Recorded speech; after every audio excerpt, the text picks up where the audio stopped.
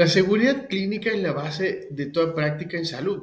Y en osteopatía, donde el contacto manual es directo y las técnicas incluyen desde maniobras suaves hasta ajustes de alta velocidad, como vimos en otras lecciones, ahí yo creo que la seguridad adquiere un rol aún más crítico.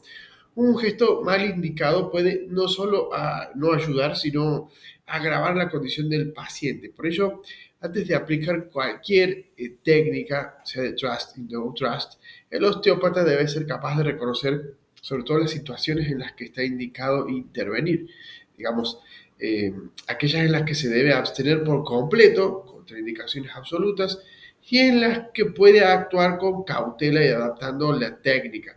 Esas son las contraindicaciones relativas. Entonces, en este capítulo, lo que yo busco es dotar al alumno de un criterio sólido y detallado, con ejemplos prácticos, para garantizar que cada sesión osteopática se realice con el mayor nivel de seguridad clínica posible. Bien, ahora, el tema de los principios de seguridad en osteopatía. Primero que nada, no dañar. Ese es el primer principio. Se dice primum non nocere, el principio ético fundamental en toda práctica médica y terapéutica. ¿Sí? Otra cuestión, valoración previa e exhaustiva, una anamnesis detallada, exploración clínica y el uso de maniobras exploratorias antes de aplicar técnicas. ¿Sí? Otro principio es la selección de la técnica según el paciente. No todos, obviamente, toleran el mismo tipo de manipulación, sobre todo las técnicas de trust, ¿bien? Alta velocidad y poca amplitud. Hay que hacer una diversión oportuna también. El osteópata responsable reconoce cuando el caso excede su campo de acción y sí debe derivarse a un doctor o un médico, ¿bien?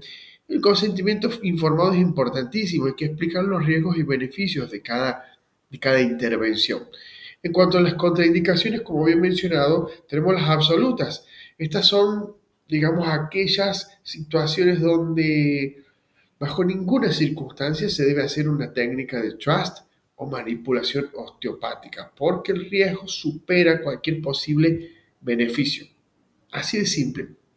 Por ejemplo, enfermedades óseas graves como la osteoporosis avanzada, que puede haber un riesgo de fractura entre mínimos movimientos, sobre todo en cervicales, que son huesitos bien delicados, metástasis óseas, las manipulaciones pueden diseminar células tumorales o fracturar hueso, las fracturas recientes, obviamente, la manipulación puede desplazar fragmentos óseos, ¿sí?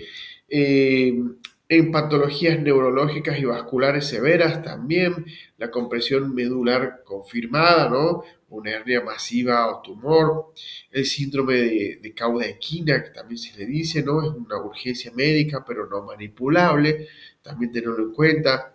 La disección arterial, vertebral o carótida, ahí puede haber un riesgo de accidente cerebrovascular, todo lo que sean aneurismas, porque la manipulación puede precipitar rupturas, las infecciones claramente, todos los procesos inflamatorios graves como las osteomielitis también están contraindicados de forma absoluta, las espondilolistesis severas, también para mencionar algunas, ¿no? Las malformaciones o inestabilidad congénita o el síndrome de Down, sobre todo hay inestabilidad atlantoaxoidea frecuente, una malformación vertebral grave también, y bueno, el estado general crítico, ¿no? Pacientes en shock o con inestabilidad hemodinámica, claramente que no, son cuestiones obvias, pero las menciono igual.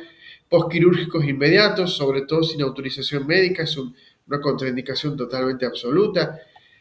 Y en las relativas, bueno, las relativas, para mencionar un poco, esas son situaciones donde el tratamiento osteopático, sobre todo el trust, puede aplicarse, pero con adaptaciones específicas, evitando técnicas de trust bien invasivas, pero priorizando enfoques suaves.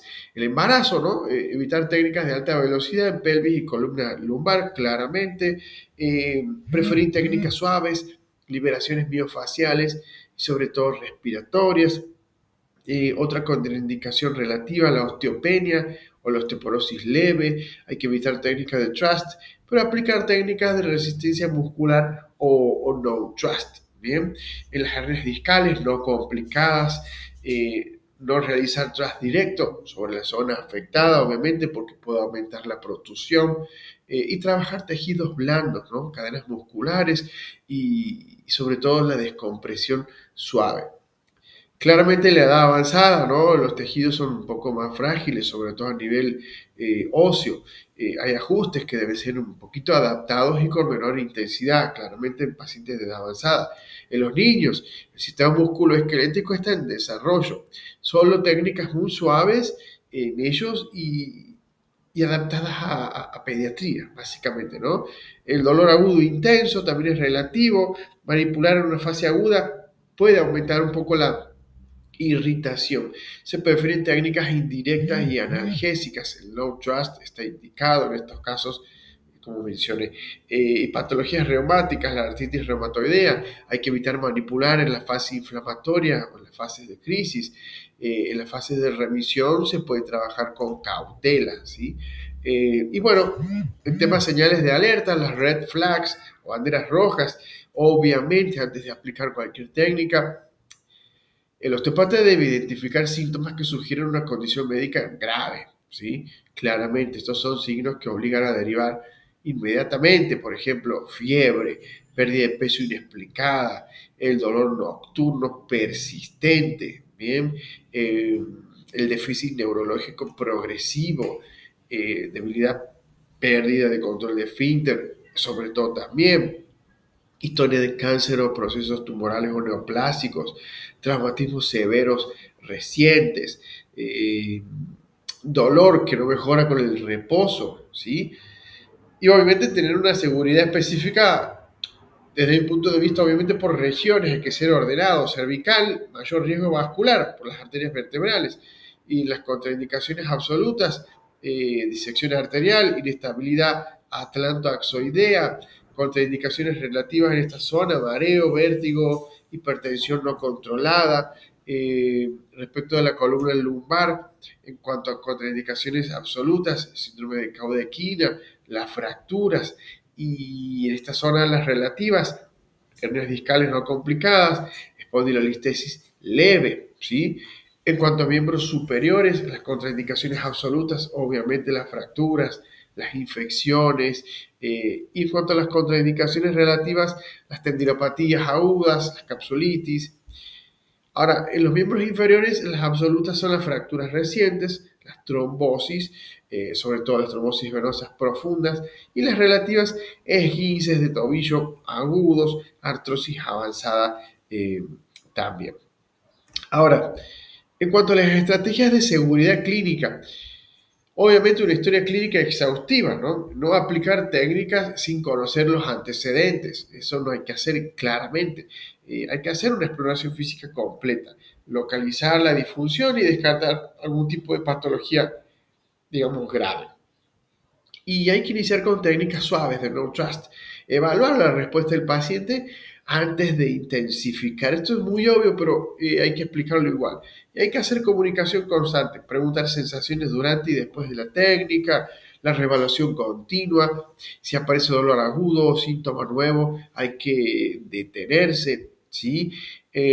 Los casos clínicos ilustrativos que puedo mencionar aquí, por ejemplo, muy común, ¿no? Paciente de 65 años con osteoporosis avanzada, esta manipulación obviamente va a estar contraindicada y se deriva al médico, ¿bien? O paciente de 40 años con dolor lumbar, la cintura y por hernia discal, se evita el thrust lumbar, pero se aplican técnicas de descompresión suave en la zona, con técnicas de no trust. O también paciente embarazada, muy común, 6 meses con dolor sacroiliaco, es típico en la zona, se aplican técnicas no trust seguras para pelvis y diafragma, ¿sí? O también otro ejemplo muy común, paciente joven con dolor cervical, sin banderas rojas, se realiza tras cervical con precaución y seguridad, obviamente a nivel de la zona, respetando vascularización también. En cuanto a la ética y responsabilidad profesional, el osteópata no busca demostrar cuestiones que tienen que ver con no aplicar maniobras riesgosas, sino que hay que tener sobre todo que demostrar madurez clínica, documentar, esto es muy importante, documentar en la historia clínica la decisión de no intervenir y la derivación realizada. Yo creo que como resumen, la osteopatía es segura cuando se practica con conocimiento respeto y criterio clínico. Las contraindicaciones absolutas nos marcan los límites innegociables, o sea que nunca se debe arriesgar la salud del paciente. Y las contraindicaciones relativas invitan a la prudencia y a la adaptación de las técnicas, así que eso es importantísimo. Recordar siempre que la verdadera habilidad del osteópata no se mide por la cantidad de trust que aplica, sino por su capacidad de elegir la técnica adecuada en el momento adecuado, ¿no? Asegurando siempre la integridad física y sobre todo también la integridad emocional del paciente.